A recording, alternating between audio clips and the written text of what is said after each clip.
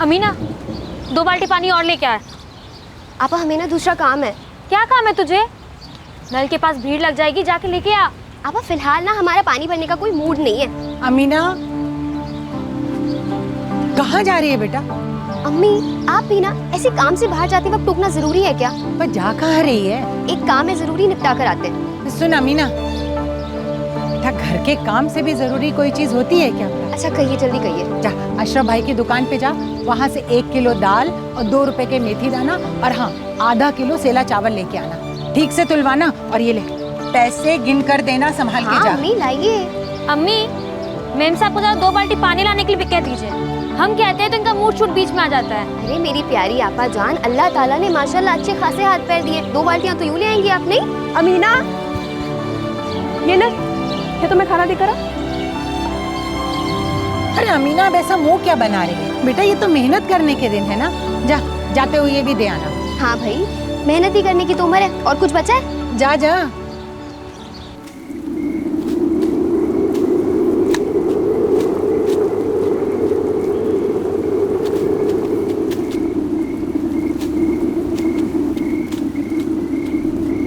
नाविद भाई, साहिल भाई, खाना लाए आपके लिए, यहाँ पर रख दें क्या? हाँ वहीं रख दे। खा लीजिएगा, ठीक है? हम जा रहे हैं। हाँ खुदा हाफिज। हाँ खुदा हाफिज। नावेद भाई, इसके पैर नहीं पंख हैं, जब देखो तब उड़ती रहती। सही कह रहे हो। पता नहीं किस बात की इतनी जल्दी रहती है इसे। खुद पूरे दिन तितली की तरह यहाँ वहाँ उड़ती रहती है और पूरे घर को भी नचाती रहती है।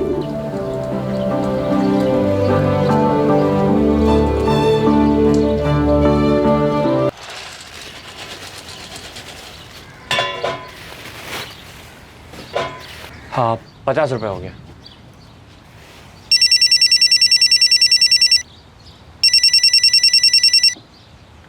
अरे आ रहा हूँ मियाँ, आ रहा हूँ, थोड़ा सब्र तो करो यार। ठीक है शाकिर जी, दुकान का ध्यान रखना, आता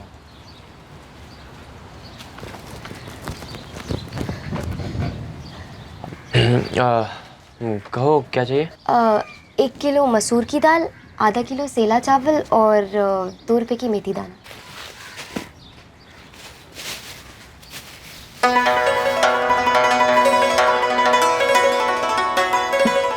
ऐसे क्या घूर रही हो? आंखों से चीर दोगी क्या? अरे मेरे हीरो, तो परमिशन दे देना तो कच्चा चबा जाऊं तुझे कोफ्ते की तरह। कर बेशरम कहीं भी। ये ले। अच्छा अम्मी से बात की? हाँ की। तो कब आ रही है हमारे घर? पहले तुम्हारे अब्बू से बात करेंगे, उसके बाद तुम्हारे घर आएंगे। अब तक क्यों नहीं आई? आ जाएंगे। देखो शकील में हम हमारी ट्रेन नहीं छूटने देंगे। हाँ, आज शाम तक का वक्त है आपके पास। आपकी अम्मी हमारे घर पर रिश्ता लेकर आ जानी चाहिए, वरना हम खाने पे अब्बू से कह देंगे कि तुम्हारी अम्मी से हमारे रिश्ते की बात कर ले। बस समझ गए ना? अमीना, अमीना सुनो।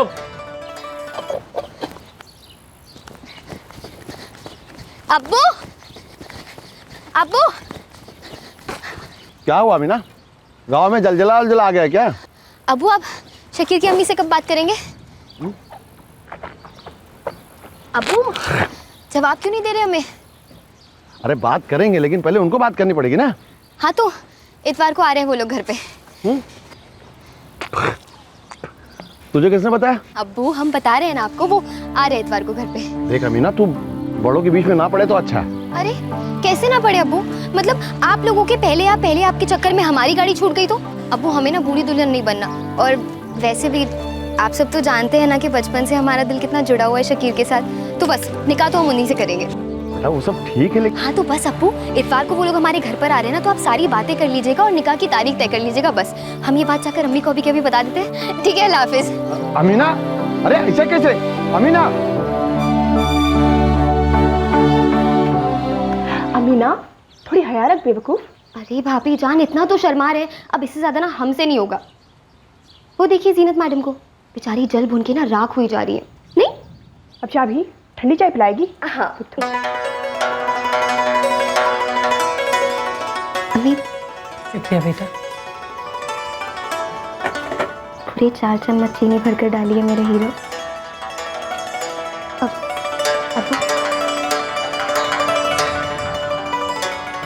भाईजान,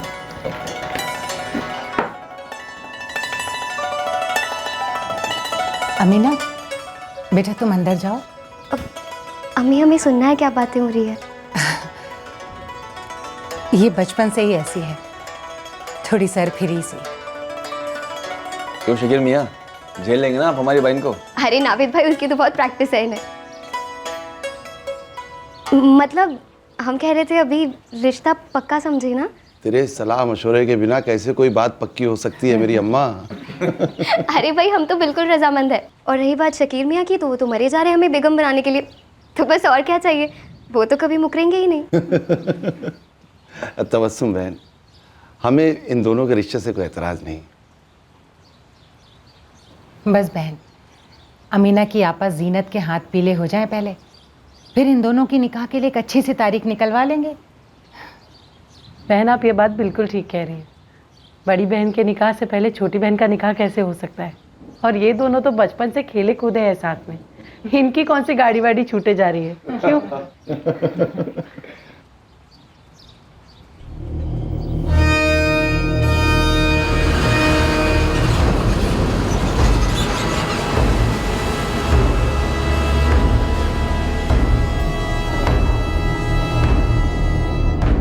अम्मी कहाँ जाएंगे? रमीज़ाबाद, तेरे चचा जान रहते हैं वहाँ, उन्हीं के यहाँ रुकेंगे। अमीना ने ऐसा क्यों किया?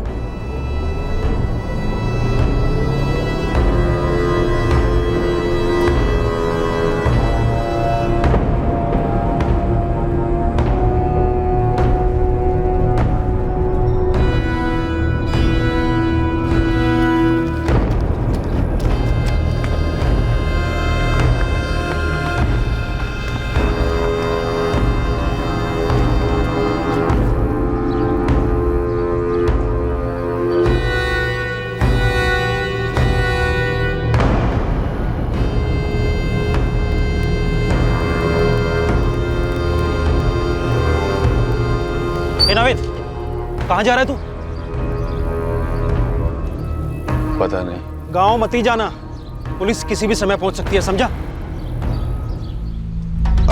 अमीना है साहब, हमारे गांव के सलीम फारूकी की बिटिया। किसने किया ऐसा? वो सब उसी के दोनों भाइयों ने मिलकर बड़ी बेरहमी से मार डाला उसको, नावेद और साहिल फारूकी। साहब वो अमीना को वहां से घसीटते हुए लाए थे। हम सब हक्का बक्का रह गए, मुंह से एक लफ्ज भी नहीं निकला। फिर नावेद ने अमीना का सर हाथ में लेकर के गांव वालों को धमकाया भी। साहब ये दोनों फारूकी बंधु चले कहाँ गए? बाकी के परिवार के लोग कहाँ हैं लड़की के? वो तो भाग गए साहब। गांव की चौपाल पर दिन दहाड़े सबके सामने लड़की को मार डाला, सबने देखा, लेकिन किसने उन्हें पकड़ा नहीं, किसने उन्हें रोकने की कोशिश नहीं की। क्यों? पूरा का पूरा गांव मिला हुआ है क्या उनसे? नहीं साहब, हमें लगा उनका निजी मामला है। कौन सा निजी मामला है? गांव की चौपाल तक घसीटा गया, फिर गला काटकर सुलझाया गया। गांव की बाकी लड़कियों को भी धमकियां दी गई और किसने आवाज तक नहीं उठाई उनके खिलाफ। साहब हम कबूल करते हैं कि उन दोनों ने बहुत बड़ा गुनाह किया है, लेकिन ये लड़की, ये अमीना भी ऐसी बेकार की जिद किए बैठी थी कि। हाँ साहब, पूरी बिरादरी की नाक कटा रही थी, इसे घर वापस आना चाहिए था। कहां से घर वापसी होनी चाहिए थी अमीना की?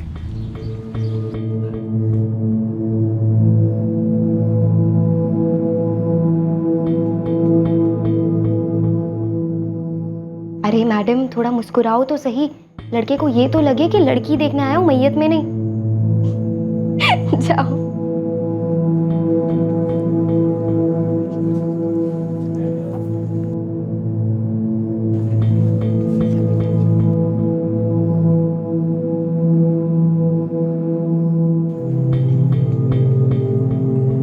हमारी बिटिया आपका घर बहुत ही अच्छे से संभाल लेगी, पढ़ लिख भी लेती है थोड़ा बहुत।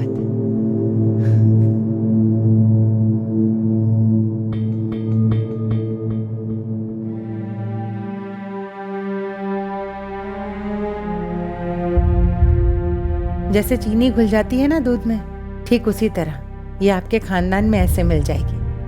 बहन, आप पहचान ही नहीं पाएंगी कि ये आपकी बहू है या बेटी।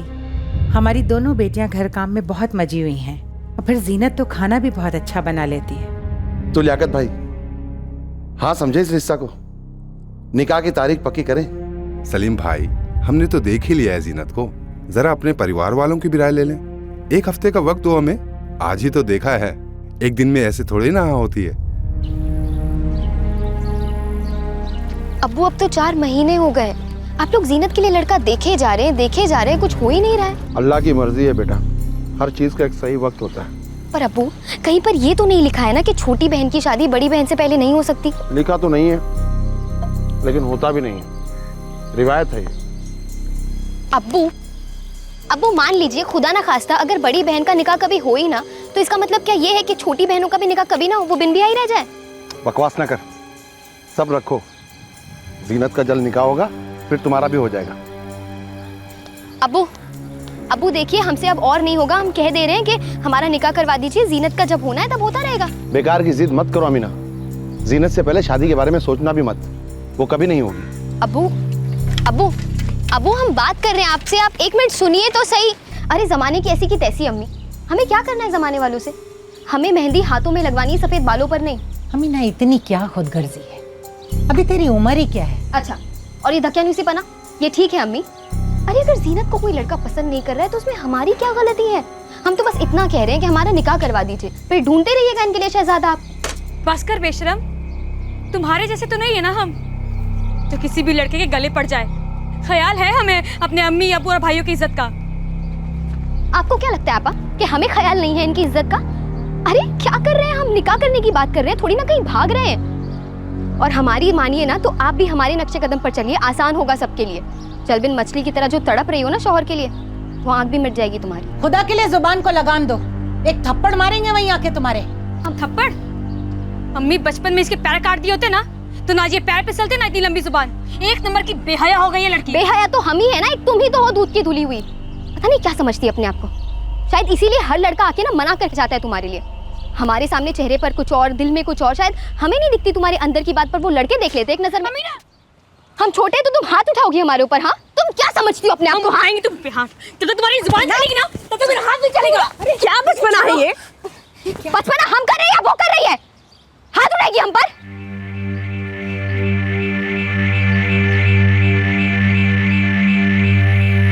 अमीना, इन सब मामलों में जोर जबरदस्ती कहाँ चलती है? क्यों नहीं चलती? हमारे घर वाले रजामंद है तो कर लेते हैं ना निकाह। देखो, तुम्हारे घर वालों ने कहा है ना तुम्हें सब्र रखने को, तो रखो सब्र।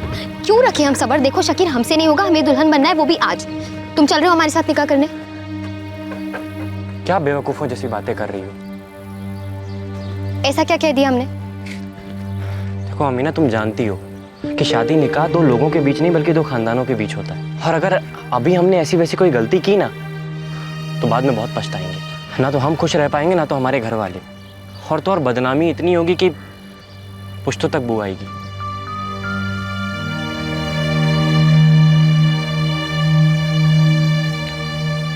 अमीना बेटा, जरा समझा करो, छोटी वाली का निकाह अगर बड़ी वाली से पहले हो जाता है तो जमाना सोचता है कि जरूर बड़ी वाली में कोई खोट है, फिर तो उसका निकाह होने जरा। और अगर वाकई में कोई खोट हो तो उसका निकाह हो ही ना, तो उसमें छोटी बहन का क्या कसूर है भाईजान? लेकिन अपनी जीनत में तो कोई खोट नहीं है ना। हाँ, कुछ वक्त लगेगा उसके लिए एक ढंग का लड़का ढूंढने के लिए, और घर में 2-3 बार तो ये बात हो चुकी है ना कि पहले जीनत फिर अमीना, फिर क्यों बार बार ये बात उठा लेती हो? क्योंकि हमसे इंतजार नहीं हो रहा है। अमीना, तुम एक काम करो, तुम घर के कामों में टूट पड़ो, मन लगा के घर का हर काम सीख लो, इससे एक तो वक्त गुजर जाएगा और ऊपर से तुम्हारी आने वाली ज़िंदगी भी बेहतर हो जाएगी शकीर के साथ। पर हाँ, इस मसले पर इस घर में दोबारा कोई बात नहीं होगी।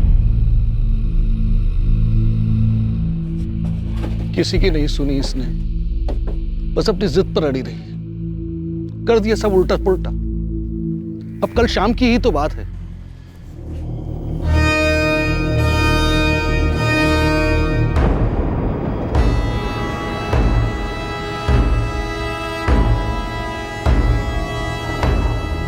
ए अमीना, ये क्या हो रहा है? हम घर छोड़कर जा रहे हैं। कहाँ जा रही है? अपने ससुराल। अमीना रुको, अमीना, अमीना रुको, पागल हो गई हो क्या तुम? फिर से रोकोगी हमारा रास्ता? अब तो जाने दो हमें। हम यहाँ से हिलने वाले नहीं हैं और तुम भी कहीं नहीं जाओगी। अब क्या नया बखेड़ा खड़ा किया इस लड़की ने? अम्मी ये कहती है शकील के घर जाके रहेगी हमेशा के लिए, वो भी निकाह से पहले। अम्मी अपने कपड़े वपड़े भी साथ में रख लिए हैं। या अल्लाह, क्या हो गया है मेरी बच्ची को? अम्मी हम बिल्कुल ठीक है, हमारा होने वाला ससुराल है वो, वहाँ रहना हमारा हक बनता है और फर्ज भी, समझी आप? जा रहे हैं हम। अमीना तुम कहीं नहीं जाओगी। हटो काना। अमीना,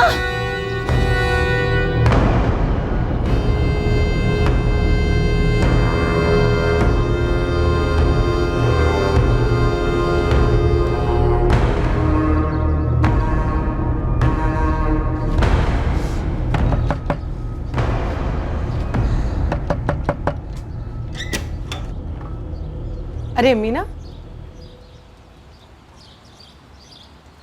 अम्मी हम अब से यहीं पर रहेंगे।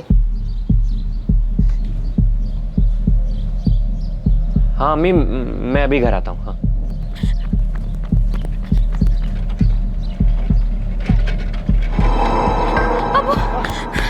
क्या हुआ जीनत? अबू अमीना घर छोड़ के शकीर के घर चली गई। उसका भेजा घूम गया।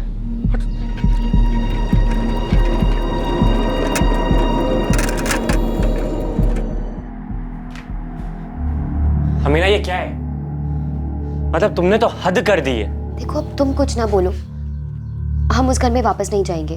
अमीना बेटा ऐसे थोड़ी ना होता है, तुम अचानक यहाँ ऐसे। बेटा तुम एक दिन भी यहाँ रुकी तो हम दोनों खानदानों पर कितनी आफत आएगी तुम्हें अंदाजा भी है? अम्मी आप तो बड़ी है ना, आप मौलवी साहब को बुलाकर हम दोनों का निकाह पढ़वा दीजिए, और फिर मजाल है किसी की जो हमें यहाँ से जाने के लिए कह दे।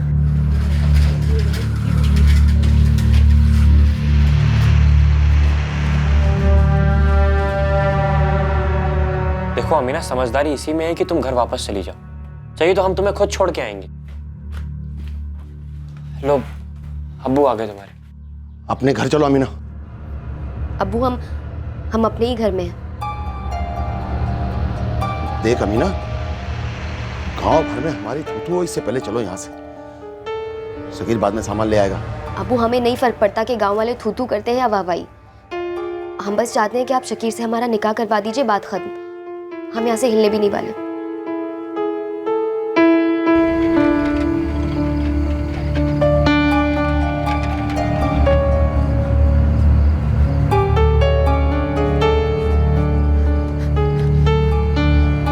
अमीना कहाँ है? माथा घूम गया है लड़की का, कोई बात मानती ही नहीं। हाय अल्लाह, अगर गांव वालों को किसी को पता लगा कि अमीना निकाह से पहले अपने होने वाले शौहर के घर रात भर रही तो हम गांव वालों को क्या मुंह दिखाएंगे?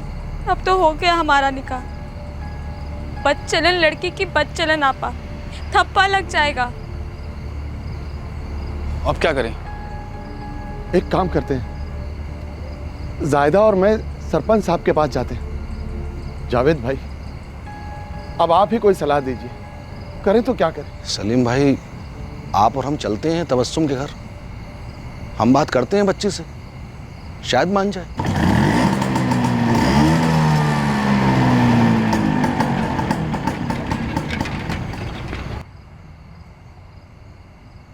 तुम समझ नहीं रही हो, अगर तुम एक रात भी यहाँ रुकी तो कल की सुबह हम सबके लिए काली सुबह होगी। और इस तरह तो हमारा निकाह वक्त आने पर भी नहीं हो पाएगा। अरे तो हम तो कह रहे हैं ना कि बुला लीजिए मौलवी साहब को, कर लेते हैं निकाह। हम तो अभी से कह रहे हैं कबूल है, कबूल है, कबूल है।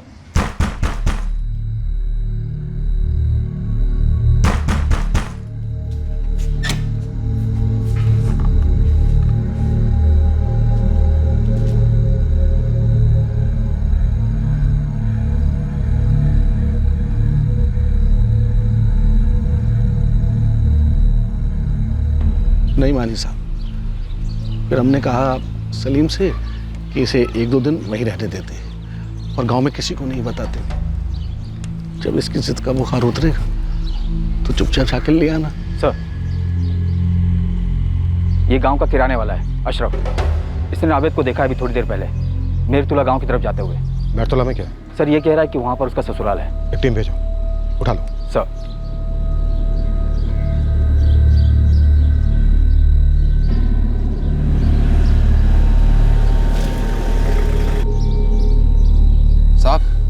नावेद।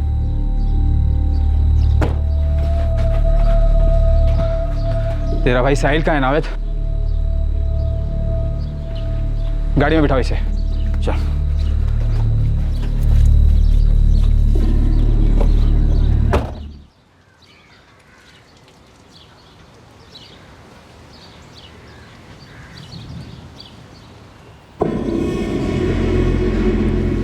अरे ये वही है ना, साहिल फारूकी, मुस्तफ़ा के खेत में जो काम करता है? हाँ, क्यों? इससे पुलिस ढूंढ रही है। ऐसा क्या किया इसने? आपको नहीं पता? इसने अपनी बहन का गला काट डाला बीच चौपाल पर।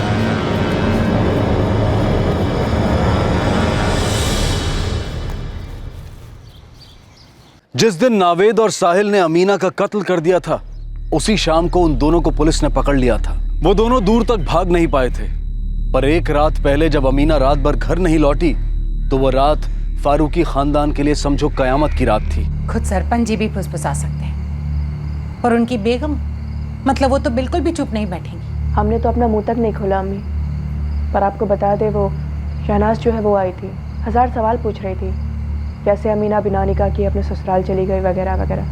पता नहीं ये लड़की इतनी जिद्दी कैसे हो गई। कैसे हो गई? अरे आपके लाड़ प्यार ने अमीना को इतना सर पे चढ़ा रखा है।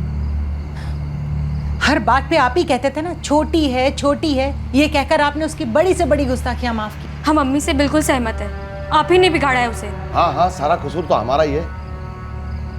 दिन में 12 घंटे घर से बाहर रहते, रिक्शा चलाते, खून जलाकर पसीना बहाते, और तुम लोग तो घर में रहते हो ना, काबू में नहीं कर पाए उसे।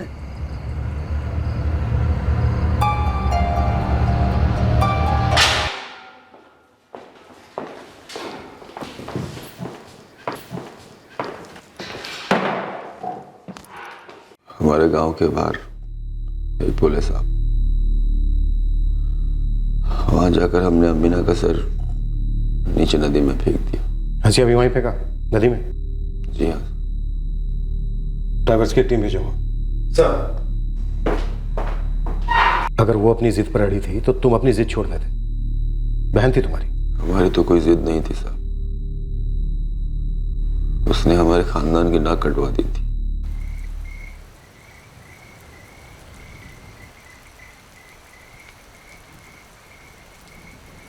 अरे नावेद, तुम्हारी बहन घर वापस नहीं आई? देखो दोस्त, थोड़ा सख्ती से पेश आओ, ले आओ लड़की को घर में। वैसे भी गांव में ये बात आग की तरह फैल गई है कि लड़की रात भर घर से बाहर थी। देखो सलीम मियाँ, कुछ भी हो पर लड़की को इतनी छूट नहीं देनी चाहिए। अरे निकाह होने वाला है, हुआ तो नहीं ना, और शाकिर के घर रात भर। बाबा देखो मियाँ, जमाना मर्दों का है, शाकिर पर तो कोई आंच नहीं आएगी, सारी उंगलियां लड़की पर ही उठेंगी और बदनामी उसके घर वालों की होगी।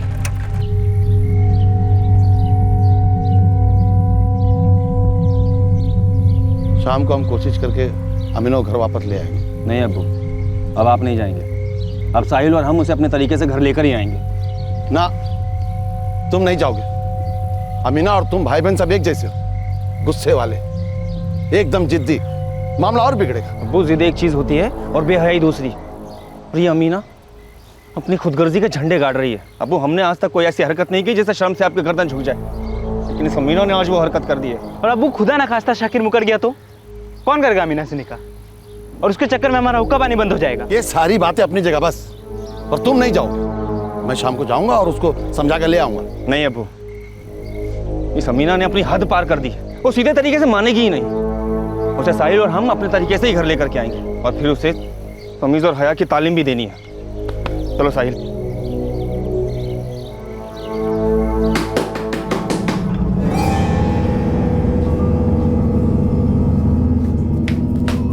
चल अमीना, अब तेरी मनमानी नहीं चलेगी, समझी? भाईजान हमें नहीं आना। शकीर बोल दो ना इन्हें, हमें नहीं जाना है, नहीं जाना है। कहाँ ना चलो। अमीना तुम जाओ इनके साथ।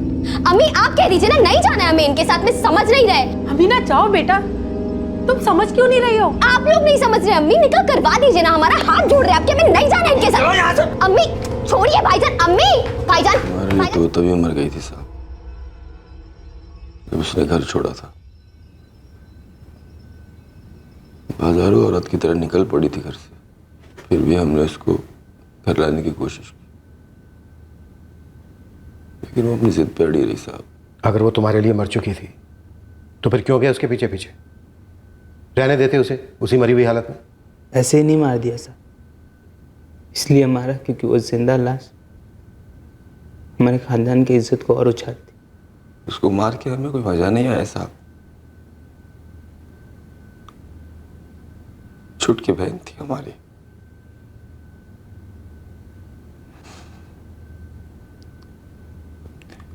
इन हाथों को पकड़कर उसने चलना सीखा था साहब।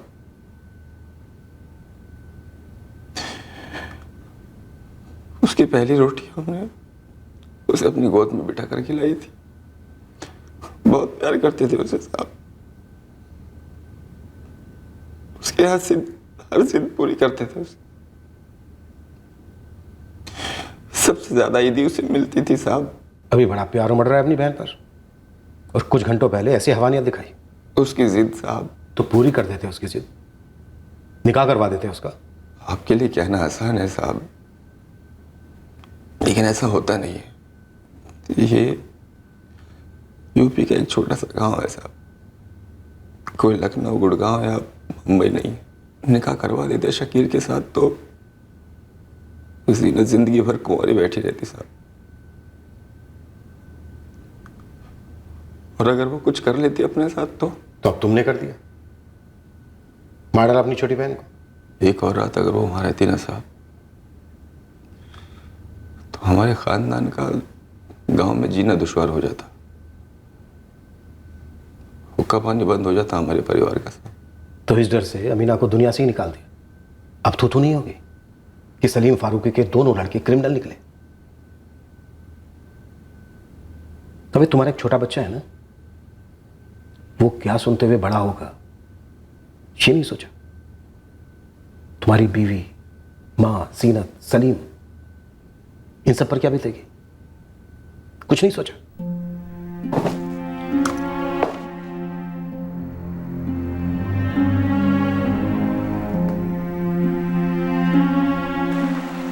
नदी के जिस हिस्से में नावेद ने अमीना का सर फेंकने की बात कही थी, वहां काफी ढूंढने के बाद भी पुलिस को ना तो अमीना का कटा हुआ सर मिला और ना ही मर्डर वेपन। नावेद और साहिल की गिरफ्तारी की खबर सुनते ही फारूकी परिवार के बाकी सारे सदस्य गांव लौट आए। तबस्सुम और शकीर भी अपने घर को लौटे। काफी समझाने के बाद सलीम ने अमीना का धड़ स्वीकार किया और उसे दफना दिया।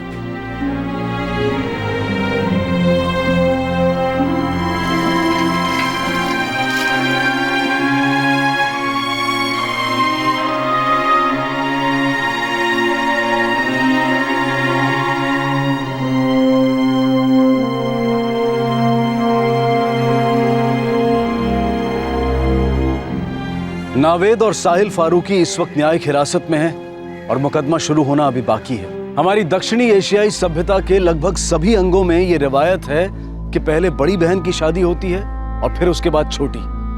लेकिन क्या ये रीत, ये रिवायत पत्थर की लकीर है? माना कि समाज की रजामंदी काफी मायने रखती है।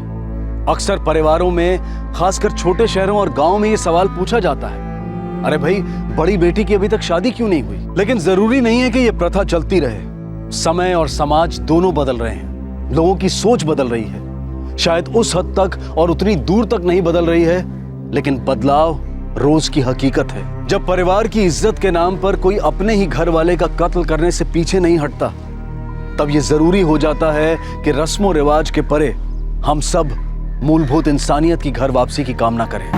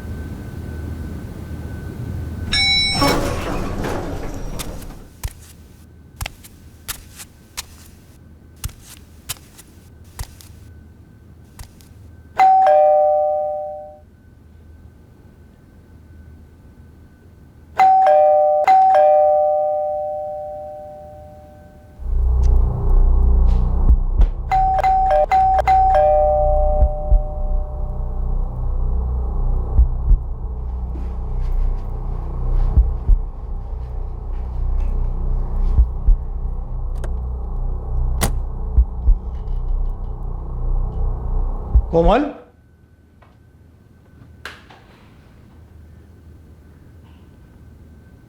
कोमल, कोमल, कोमल।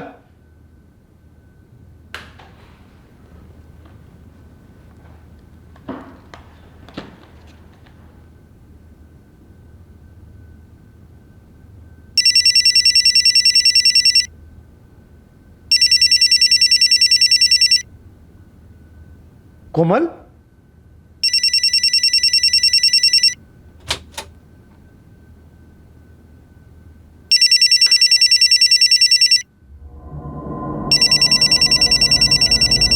कोमल, कोमल।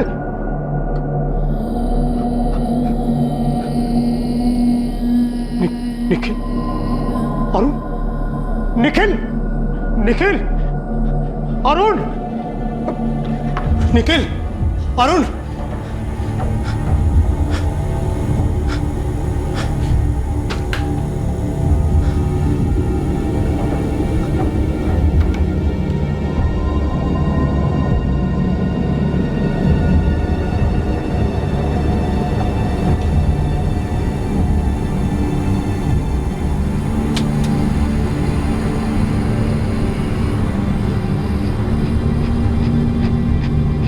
ये देखने में अंदर गया सर तो मनोज जी, ऐसा लगता नहीं है कि कुछ चुराया गया है आपके घर से। कुछ पता नहीं है सर, कुछ। सर कोई फोर्स्ड एंट्री नजर नहीं आ रही, दरवाजे के लॉक्स तोड़े नहीं गए। मैंने डोरबेल बजाई, कोई रिस्पांस नहीं था, तो मैंने अपनी चाबी से घर का दरवाजा खोला और अंदर आ गया। पहले मैंने किचन में देखा, वहां कोई नहीं था, तो मैंने कोमल को फोन किया। रिंग जा रही थी सर, यहां बेडरूम से, तो मैं भागकर अंदर गया तो वो वहां पर पड़ी हुई थी। सर, मर्डर वेपन हो सकता है।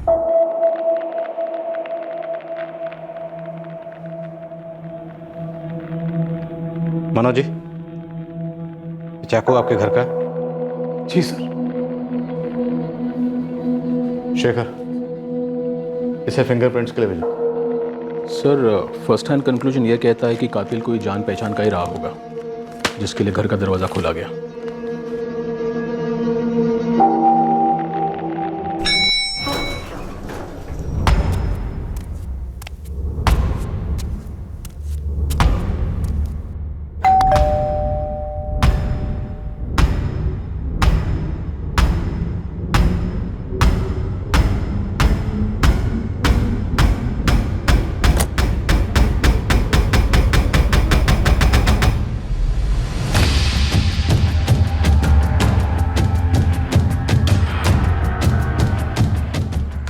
ठीक है, शर्मा के घर के अंदर कोई एंट्री क्यों नहीं है? दिन में तो कोई नहीं आया था साहब। कोई नहीं आया, और 3-3 लाशें घर के अंदर ऐसी बिछ गई। उस फ्लैट की तरफ जाते हुए मैंने किसी को नहीं देखा।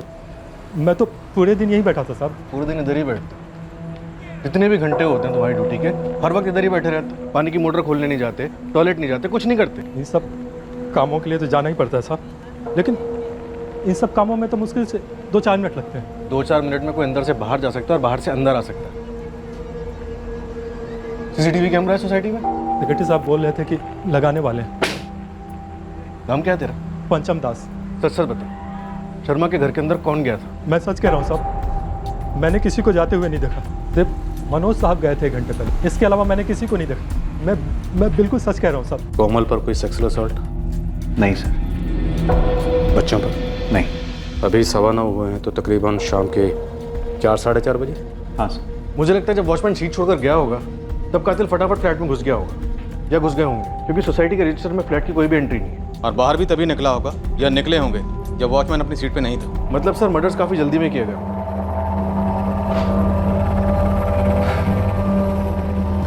मनोज जी, आपने अपने सभी रिश्तेदारों को इन्फॉर्म कर दिया? कोमल के पेरेंट्स मुरादाबाद से निकल चुके हैं।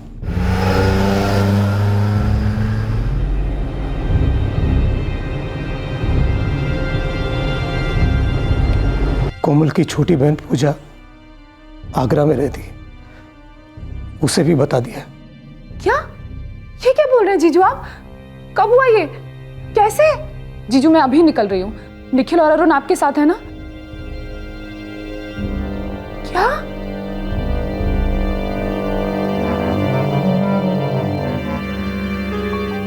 आपके पेरेंट्स पहुंच ही रहे होंगे, चंदन चौक में रहते हैं।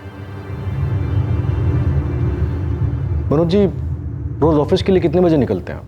सर 9 के आसपास। आज भी 9 बजे के आसपास ही निकले थे? जी। अच्छा कोमल, निकल रहा हूँ, bye. Bye Manoj. Nikhil, Arun ready हुए कि नहीं? लेट हो जाएगा। निखिल और अरुण 9:30 बजे स्कूल जाते हैं और 4 बजे लौटते हैं। आज भी 4 बजे ही लौटे होंगे, चिल्लाते हुए, मस्ती करते हुए। आपसे आपकी वाइफ से आज कोई मिलने आने वाला था, शाम में या दोपहर में कभी? मुझे कोई आइडिया नहीं है सर। आपकी वाइफ की किसी के साथ कोई दुश्मनी?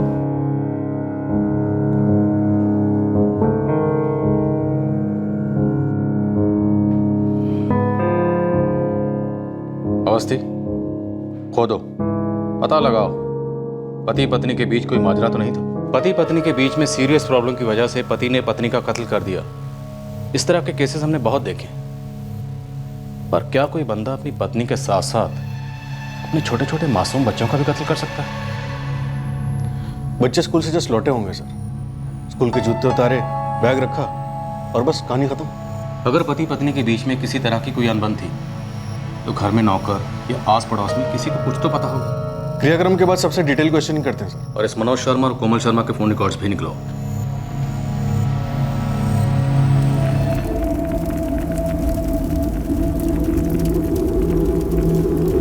सर, जहाँ तक हम जानते हैं मनोज और कोमल के बीच सब कुछ सही था, और ये जो कुछ हुआ है ये सब देखकर तो हम सब लोग भी शॉक में हैं। स्वीटी जी, कभी कोमल ने आपके साथ कुछ शेयर किया हो?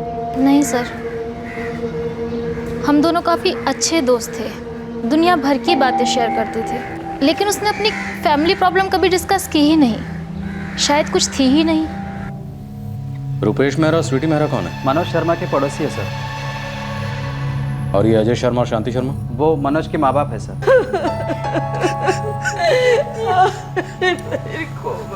ये सब क्या हो गया अजय जी? अनर्थ हो गया, सब बर्बाद हो गया। मनोज इकलौता? जी sir.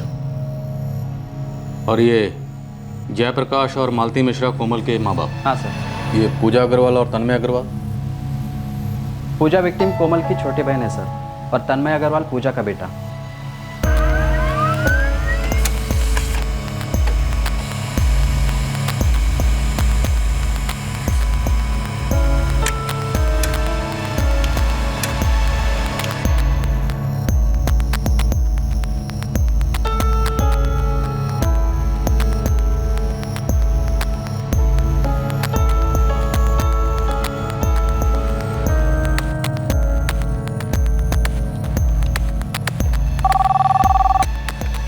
Hello, R K. Nagpal fertilisers? Nupurpur police station से पीएसआई अवस्थी बोल रहा हूँ। जी सर। आपके मार्केटिंग हेड मनोज शर्मा के बारे में कुछ जानकारी चाहिए थी। कैसी जानकारी? 7 जुलाई को ऑफिस में वो कब तक था? सर मैं अभी चेक करके बताता हूँ।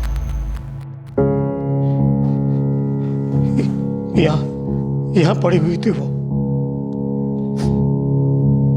फिर मैं निखिल और अरुण के बेडरूम में गया, वो दोनों बाथरूम में।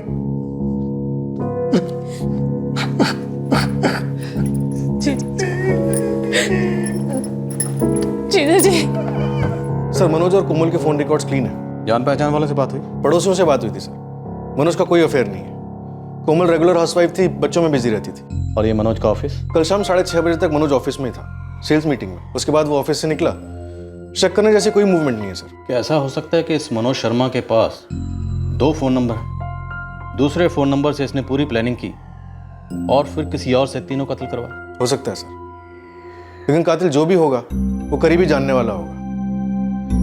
कोमल की लाश बेडरूम में पाई गई, और कोमल की रजामंदी के बिना कोई उसके बेडरूम में कैसे एंटर कर सकता है? और कोमल शर्मा का किसी से कोई अफेयर नहीं था? फोन रिकॉर्ड्स में तो ऐसा कुछ नहीं निकला सर। शायद खबरी कुछ बता सके। बेस्ट खबरियों को काम पे लगाओ।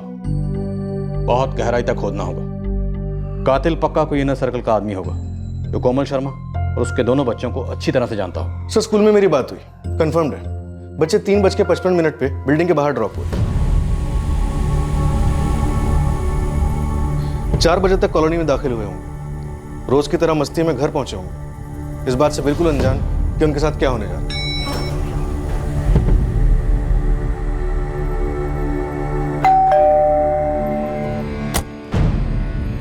हाय। घर में एंटर हुए होंगे और बैग्स रखे होंगे और उसके बाद स्कूल के जूते उतारे होंगे।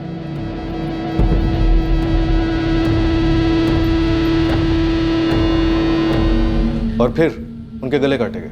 और हमें दोनों बच्चों की लाशें बाथरूम में मिली एक साथ। उन दोनों को तो ये पता भी नहीं होगा कि बेडरूम में उनकी माँ मारी जा चुकी। सर हो सकता है निखिल और अरुण को पहले मारा गया हो और उसके बाद कोमल शर्मा को। नहीं अवस्थी, उसकी पॉसिबिलिटी नहीं है, क्योंकि अगर घर में कोई सिर्फ मेहमान बनकर आया था या आए थे तो कोमल शर्मा उसे अपने बच्चों के बेडरूम में क्यों लेकर जाएगी। और अवस्थी, ऐसा कैसे हो सकता है कि कोई घर में आराम से दाखिल होता है या होते हैं, क्योंकि घर में फोर्स्ड एंट्री के कोई निशान नहीं। कोई घर में आता है, फिर बेडरूम में जाता है और बेडरूम में जाकर कोमल शर्मा का उसी के घर के किचन नाइफ से मर्डर कर देता है। सर शायद पहले किचन में गए हो। क्या कोमल शर्मा उनके लिए चाय कॉफी बना रही थी? सर चाय कॉफी बनाने को निशान तो नहीं मिले किचन में। अवस्थी, फिर किचन में क्यों जाएंगे? और वो चाकू किचन से कब और कैसे लाया गया? 2 और 2 4 बैठ नहीं रहे अवस्थी। इस मनोज शर्मा की अंदर बाहर से ग्रिलिंग करनी होगी और इन दोनों फैमिलीज की भी। सर ये जो पूजा है ना, कोमल की छोटी बहन, उसका पति अविनाश अग्रवाल उस दिन शमशान घाट आया नहीं था सर। इतना बड़ा कांड हुआ फिर भी। जीजू चाय कुछ तो खा लीजिए जीजू, ऐसा कैसे चलेगा? इतना बड़ा हादसा, पत्नी की सगी बहन और 2 छोटे छोटे बच्चों का कत्ल होता है, और यह अविनाश अग्रवाल ना तो क्रियाक्रम में शामिल होता है और ना ही बाद में मिलने आता है। दाल में कुछ काला है। पक्का इस कत्ल के पीछे कोई पर्सनल एंगल है, क्योंकि घर से एक धेला चोरी नहीं हुआ, सिर्फ एक औरत और 2 छोटे छोटे मासूम बच्चों का दर्दनाक तरीके से कत्ल किया जाता है। क्या यह कत्ल किसी को दर्द देने के लिए किया गया?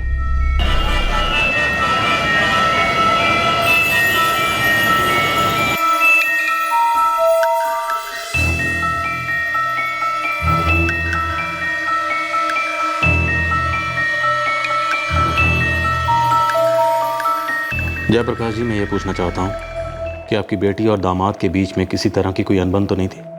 कोई पारिवारिक झगड़ा या कोई सीरियस इशू जिसकी वजह से ये सब हुआ? बिल्कुल नहीं सर, दोनों में बड़ा प्यार था। 11 साल हो गए थे दोनों की शादी को। जयप्रकाश जी, अगर सब कुछ ठीक था, दोनों में प्यार था, तो फिर अचानक सब कुछ बर्बाद कैसे हो गया? तो अचानक एक दोपहर को आपकी बेटी कोमल और आपके नवासों का कत्ल हो जाता है, और आपके दामाद मनोज शर्मा को इस बात की भनक तक नहीं है कि उसका घर, उसकी जिंदगी किसने उजाड़ दी। और सर, आप समझते हैं कि मैं ये बता सकूंगा कि वो दरिंदा कौन था? अगर मुझे पता होता तो शायद मैं उसका। जयप्रकाश जी, प्लीज।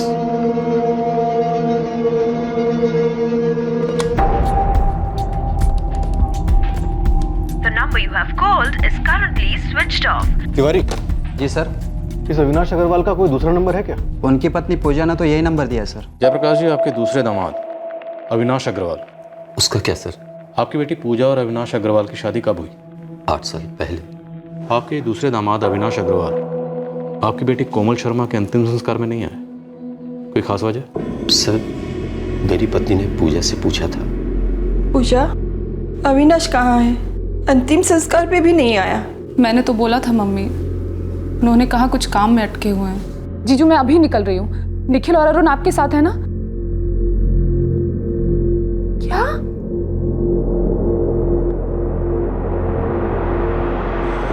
अविनाश, कोमल दीदी और बच्चों का मर्डर हो गया है।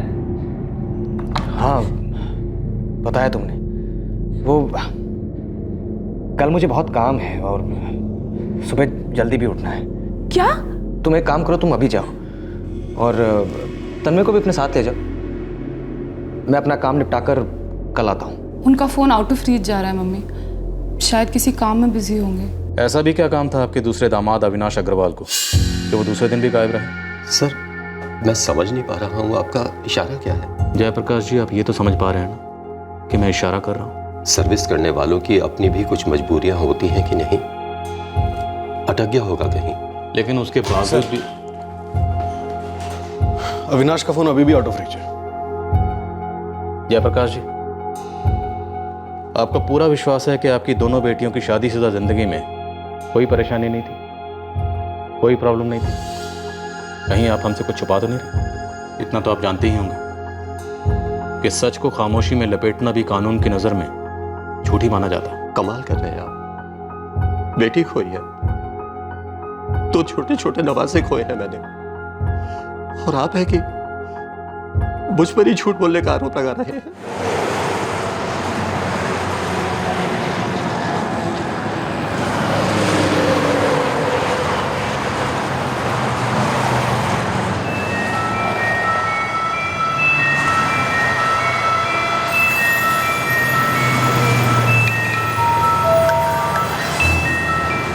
अवस्थी, जब रिश्तों में बाहर से सब कुछ ठीक ठाक दिखे या ये दिखाने की कोशिश की जाए कि सब कुछ ठीक ठाक है, तो पीछे बहुत कुछ सड़ रहा होता है। सर, इस मनोज शर्मा को उठाते हिलाते हैं, जरूर कुछ ना कुछ बोलेगा।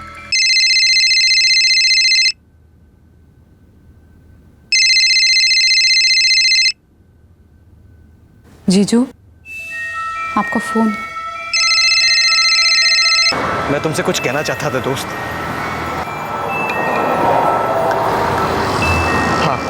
मनोज जी, हमें ये इनसाइड जॉब लग रहा है। मतलब आपके किसी जान पहचान वाले का। अब कातिल एक था या एक से ज़्यादा, जो भी था, लेकिन इतना तय है कि वो जो भी था आपकी पत्नी कोमल और आपके दोनों बेटे अरुण और निखिल को करीब से जानता था, शायद बहुत करीब से। तो बताइए, अपनी पत्नी और दोनों बच्चों का कत्ल क्यों किया? आप इतनी घटिया बात सोच भी कैसे सकते हैं? कातिल को उसके किए की सज़ा दिलवाने के लिए हम कुछ भी सोच सकते हैं, कुछ भी कर सकते हैं। बहरहाल, आप ये बताइए कि आपका साड़ू अविनाश अग्रवाल आपकी पत्नी कोमल के क्रियाक्रम में शामिल क्यों नहीं हुआ?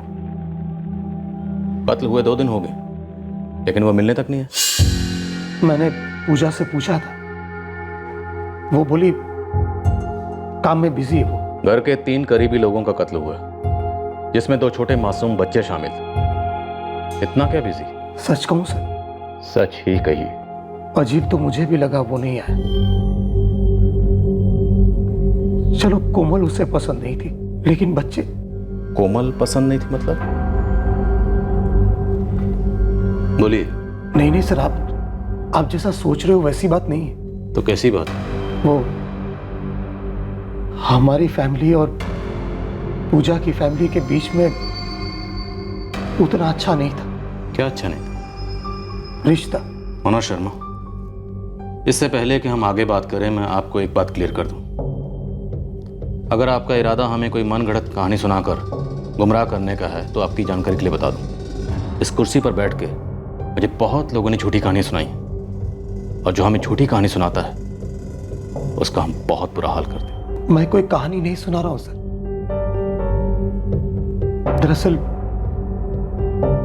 अविनाश कोमल से नाराज था।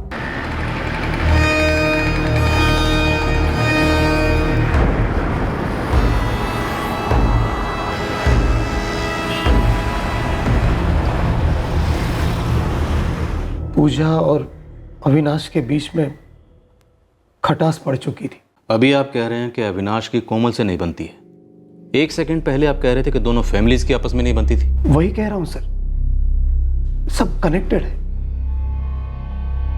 पूजा और अविनाश के बीच में टेंशन थी क्योंकि हमारी फैमिलीज के बीच में टेंशन थी, क्योंकि पिछले 3 साल से अनबन चल रही थी। कैसी अनबन? पूजा और अविनाश के बीच में लड़ाइयां चल रही थी, और कोमल उन दोनों के बीच में सुलह करवाने की कोशिश कर रही थी। हर वाइफ की बेसिक एक्सपेक्टेशंस होती है अपने हस्बैंड से, उसमें कुछ गलत नहीं है। एक्सपेक्टेशन बेसिक वाले में सब समझता हूँ, लेकिन ये जो ख्याली पुलाव बनाने रहना है ना, ये पागलपन है। ख्याली पुलाव? 8 साल हो गए हमारी शादी को अविनाश, तब जो हालात थे आज भी वही है। 1 इंच आगे नहीं बढ़े हम। तो पीछे भी तो नहीं गए ना। और आगे बढ़ने से क्या मतलब है तुम्हारा? ज्यादा पैसा, क्या करोगी क्या इतने पैसों के तुम? क्यों चाहिए तुम्हें इतने पैसे? और अगर पैसे से इतना ही प्यार है ना तो go and find yourself a better job. जाओ जाओ नौकरी करो और दोनों हाथों से बटोरो पैसे। तो तुम में वो एम्बिशन क्यों नहीं है अविनाश? तुम जवान हो, पढ़े लिखे हो, अच्छा खासा कमा लोगे तो सबके लिए अच्छा ही होगा ना। तुम कोशिश क्यों नहीं कर रहे हो? क्योंकि मुझे अपनी जिंदगी जीनी है कोमल, मुझे पैसों की गुलामी नहीं करनी है। वाह, देख रही हो दीदी क्या जिंदगी जी रहे हैं हम लोग। मेरी एक ठीक ठाक जॉब है पूजा। मैं मानता हूं कि मैं मनोज जितना कमाता नहीं या फिर कोमल जितना पॉश घर नहीं है हमारा, लेकिन हम ठीक हैं पूजा। और ये बात अपने लालची भेजे में तुम डाल लो एंड स्टॉप कंपेयरिंग। मैं कंपेयर सिर्फ अपने आप से करती हूँ। 8 साल पहले और अब कोई चेंज नहीं आया है, सब कुछ वैसा का वैसा ही है। घर की हालत देखो, अपना सेविंग्स अकाउंट देखो, इन्वेस्टमेंट, कोई इन्वेस्टमेंट है हमारी? अरे इन्वेस्टमेंट तो दूर की बात, एक अच्छी छुट्टी पे भी नहीं गए आज तक। तुम वहां ऑफिस में सड़ते रहते हो और मैं यहाँ घर पे। सड़ना ही जिंदगी है? या मुझे बता दो अगर सड़ना ही जिंदगी हो गई अब तुम्हारे लिए। देखो अविनाश, जमाना महंगाई का चल रहा है। कुछ देर के लिए तुम पूजा के नजरिए से जिंदगी को क्यों नहीं देखते? इतनी भी जिद ठीक नहीं है ना। रहने दो दीदी, ये आदमी जानबूझ के कुछ नहीं करता, सिर्फ मुझे परेशान करने के लिए। क्या मैं जानबूझ के कम कमाता हूँ? देख रही हो कोमल किस तरह बकवास करती है तुम्हारी बहन। एक बात ठीक से समझ लो तुम पूजा कि हमारी चद्दर जितनी लंबी होगी उतना ही पैर फैलाएंगे एंड दैट्स इट। कहाँ ये बाबा आदम के जमाने की बात लेकर बैठ गए? चद्दर के परे क्यों नहीं सोचते? अरे कुछ देर के लिए पूजा क्या चाहती है वो तो समझ लो, उसकी जरूरतों को पूरा करने की कोशिश तो करो। ऐसा तो नहीं है कि पूरी जिंदगी वो तुम्हारी गुलामी करती रहे।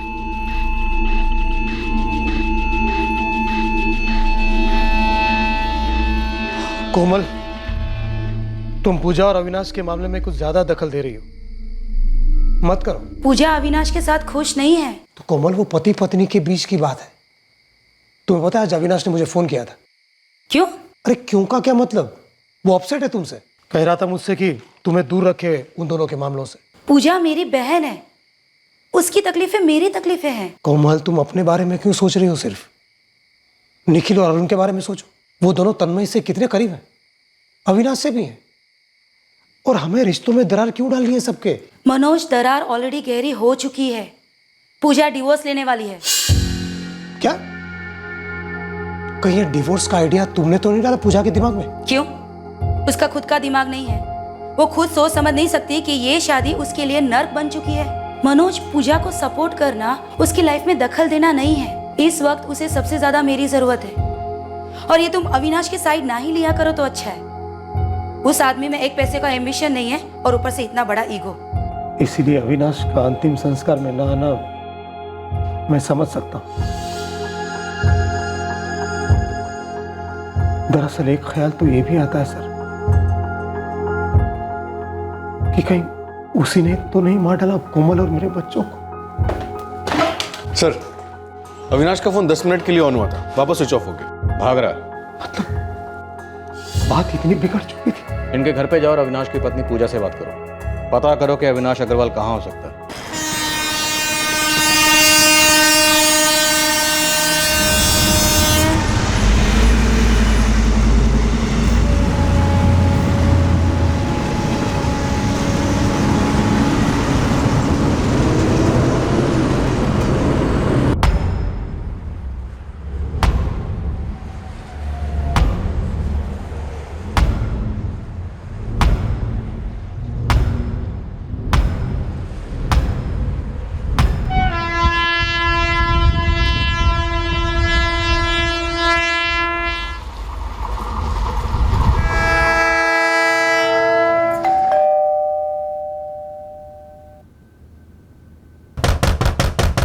सर, अविनाश का फोन आउट ऑफ रीच है, कल से ऑफिस भी नहीं गया है। सर, आगरा पुलिस अविनाश के घर गई थी, लॉक है। आपके सास ससुर कहाँ रहते हैं? जी, लखनऊ में रहते हैं। फोन नंबर दीजिए उनका। 98। अविनाश का नहीं है सर। हो सकता है वो किसी और नंबर से फ़ोन कर रहा हो, लेकिन याद रहे आप इस वक्त पुलिस स्टेशन में हो, इस बारे में से कुछ मत बोलिएगा। बात करिए। जी। हेलो, मिसेज पूजा अग्रवाल? जी बोल रही हूँ। UP XX23X7, ये आपके हस्बैंड की बाइक का नंबर है, अविनाश अग्रवाल की। जी हाँ। कहाँ है वो? और आप कौन बोल रहे हैं? जी मैं PSI गोविंद बंसल बोल रहा हूँ, रेलवे पुलिस से। Railway police? आपके पास अविनाश की बाइक कहाँ से आई? मैडम, अविनाश की बाइक मुझे रेलवे ट्रैक के पास पड़ी मिली है। आपका नाम और नंबर उनके बटवे से मिला है जो लाश के बगल में पड़ा था। लाश? जी हाँ, लाश। शायद आपके पति की मौत ट्रेन के नीचे आने से हुई है।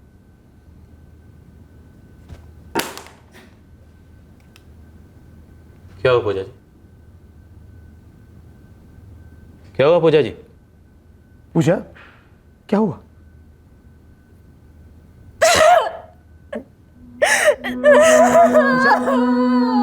पूजा, संभालो अपने आप को। ट्रेन ड्राइवर ने बयान दिया है कि उसने अविनाश को देखा ट्रैक पर आते समय। सारे वार्निंग के बावजूद वो हिला नहीं। सर, अविनाश अग्रवाल के सेलफोन लोकेशन के हिसाब से वो 7 जुलाई को दोपहर 3 से 5 के बीच मनोज शर्मा के घर के आसपास था, गाजियाबाद। और आज सोसाइटी से पहले उसकी बात किसी चंदन यादव से हुई थी, आगरा में। कब की बात? सर आज, अभी थोड़ी देर पहले जब इसका सेलफोन ऑन हुआ था। मैं तुमसे कुछ कहना चाहता था दोस्त। उठाओ इस चंदन यादव को।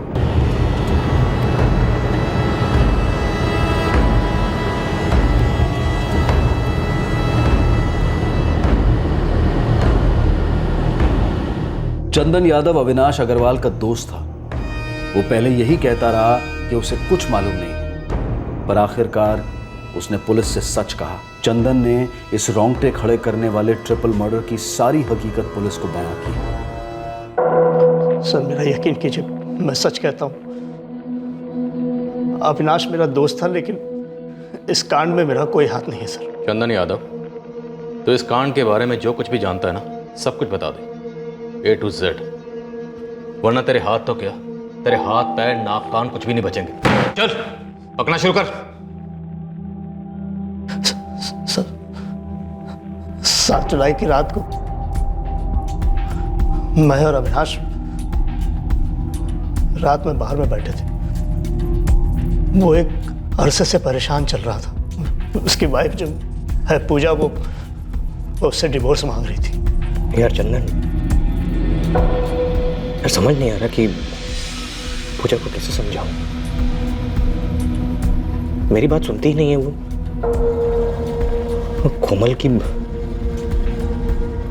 कोमल ने सारी बकवास उसके दिमाग में डाल रखी है। सीधा ना कोमल और उसके हस्बैंड को पकड़, सामने बिठा और सीधे सीधे बोल दे कि भैया देखो, अपनी लाइफ से मतलब रखो, हमारी जिंदगी में दखल अंदाजी मत करो। हाँ, बोलकर समझाकर हो गया। काफी बार बोला भी उसे और समझाया भी। अबे तू एक बार अच्छे से समझा, मजबूत होकर बात करेगा तो ही बात बनेगी। अब कोमल दखलंदाजी कभी नहीं करेगी और ना ही अपना मुंह खोलेगी। मतलब?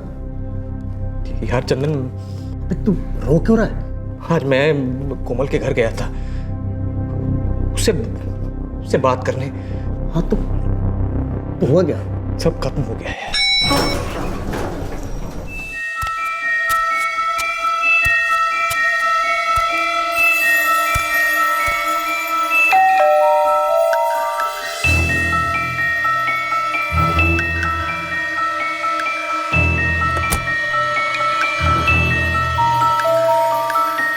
अरे अविनाश, वो क्या है, मुझे आपसे कुछ अर्जेंट बात करनी थी। क्या मैं अंदर आ जाऊं? हाँ आओ ना।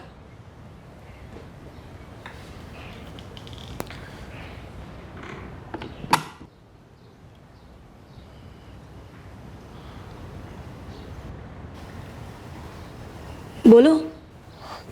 वो कोमल, बात क्या है कि मेरा ना सर बहुत दर्द हो रहा है। क्या एक कप चाय मिलेगी? हाँ, मैं अभी पूछने ही वाली थी, मैं लेकर आती हूँ।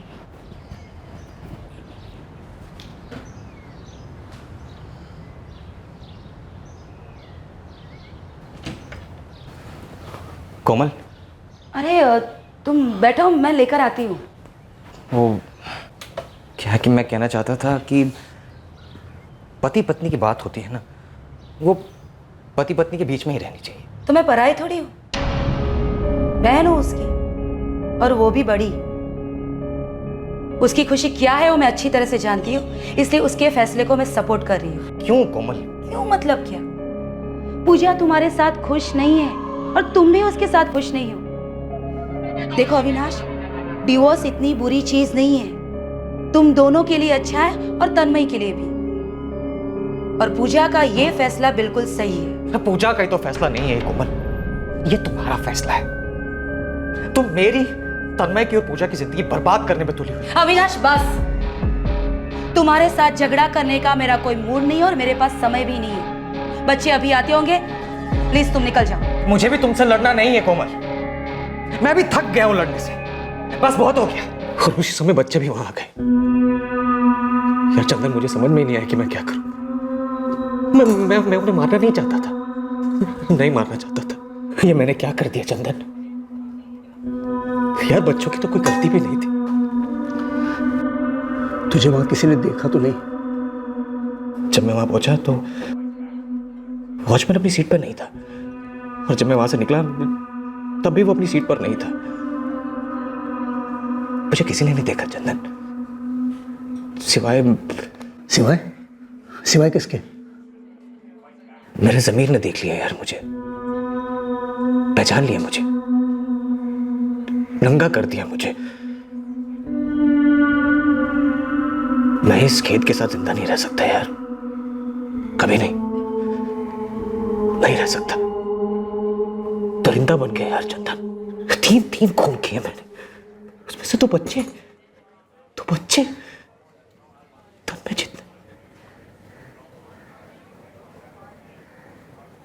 जितने थे। सर मैंने उससे बोला, कई बार बोला सर कि तू सरेंडर कर दे, जो सजा मिलेगी भुगत ले, पर उसका दिमाग खराब हो रखा था सर। और फिर उसने मुझे फोन किया। मैं तुमसे कुछ कहना चाहता था दोस्त। तो तूने डिसाइड कर लिया? हाँ। कब कर रहा सरेंडर? अभी। है कहाँ तू? देख मैं भी आता हूँ तेरे साथ पुलिस थाने। ना, पुलिस के सामने नहीं, मैं भगवान के आगे सरेंडर कर रहा हूँ। मैं और जी नहीं सकता यार, अब मेरा टाइम आ गया यार, मेरा टाइम आ गया।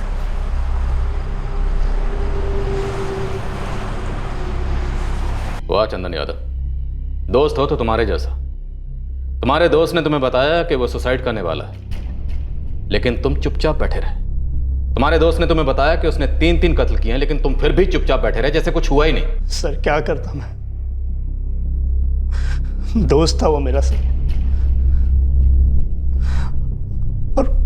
और वैसे भी सर उसने मर्डर के बाद मुझे सब कुछ बताया। लेकिन तुम तो मर्डर के पहले पुलिस को बता सकते थे ना। तुम्हारा दोस्त था ना, गहरा दोस्त, उसने बताया होगा ना तुम्हें कि वो कोमल शर्मा और उसके दोनों बच्चों का कत्ल करने वाला है। नहीं सर, उसने मुझे ऐसा कभी कुछ नहीं बोला, कुछ भी नहीं बोला सर। अगर ऐसा कुछ भी बोलता सर, मैं उसे रोकता, ऐसा कुछ भी नहीं होने देता सर। मैं सच कह रहा हूँ सर, उसने मुझे जो कुछ भी कहा मैं सब कुछ सच आप लोगों को बता दिया हूँ सर। सर सच कह रहा हूँ सर, यकीन सर मेरा कोई लेना देना नहीं है सर मेरी बात तो सुनिए सर मेरी बात सुनिए सर, मैं बस सच कह रहा हूँ सर उसने जो बोला था बस तो सब बताया मैंने। कोमल और पूजा के माता पिता शौक में हैं। उन्हें पूजा और अविनाश के बीच की दूरी का कोई अंदाजा नहीं था। मनोज के माता पिता सुन पड़ गए हैं, समझ ही नहीं पा रहे हैं कि एक दूसरे ही जोड़े के बीच की घरेलू प्रॉब्लम की वजह से उनके दोनों पोतों को इतनी बेरहमी से क्यों छीन लिया गया। मनोज और पूजा के लिए यह धक्का बर्दाश्त के बाहर है। उन्होंने कभी सोचा भी नहीं था कि अविनाश इतना भयंकर कदम उठाएगा, और वो भी सिर्फ इसलिए क्योंकि कोमल पूजा और अविनाश के घरेलू मामले में दखल दे रही थी। पछतावा, खेद, ये एक ऐसा जज्बात है जो किसी कर्म को करने के बाद होता है, या फिर कुछ होते वक्त ना करने से भी हो सकता है। दुख की बात है कि ये खेद का जज्बात जुर्म की सजा के साथ मिलकर मुजरिम के साथ साथ और कई लोगों का दुख दुगना कर देता है। इस केस में एक जवान मां और उसके 2 मासूम बच्चों का कत्ल कर दिया गया, और अविनाश के खेद ने उससे खुद अपना कत्ल भी करवा दिया। अविनाश ने सोचा कि जो शख्स उसे दर्द दे रहा है उसे मिटाकर उसका अपना दर्द चला जाएगा, पर इस दर्द ने खुद उसे भी मिटा दिया, और अब ये दर्द सभी जीवित लोगों के दिलों पर एक परमानेंट पत्थर बनकर रह गया। अब मैं अनूप सोनी आपसे विदा लेता हूं। कल रात फिर मुलाकात होगी एक और नए केस के साथ सीआईडी के एपिसोड के बाद। तब तक सुरक्षित रहें और सतर्क रहकर एक अच्छे नागरिक का फर्ज अदा करें और देखते रहें क्राइम पेट्रोल सतर्क। सबक एक को सीख हम सबको। जय हिंद। क्राइम पेट्रोल्स के और भी दिलचस्प कहानी देखने के लिए हमारे चैनल को सब्सक्राइब करें और बेल आइकॉन दबाना न भूलें।